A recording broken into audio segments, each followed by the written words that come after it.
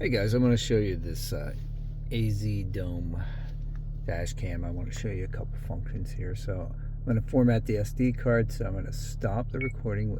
Automatically goes on when you start the camera. Go here to settings, right there, that gear looking thing, and then go to system settings tab here. Go all the way down, and right the second to last one says format SD card. Go there, format SD card, hit yes, and it formats the card for you. And then I also need to set the system settings because this clock drifts in time, and so right above that you'll see date and time settings.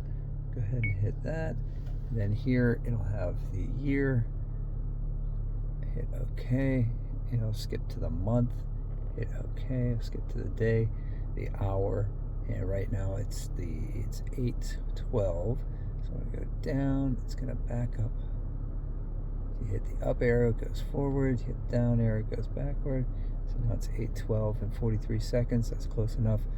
Hit OK, and then hit OK one last time. And now when we go back, the new setting for the time is here. All right, have a great day, and smash like for me. I appreciate it. And thanks for subscribing, all 15,000 of you. I'll see you on the next video. If you have any questions about this AZDome dash cam, let me know, and I'll do another video about it. Thanks.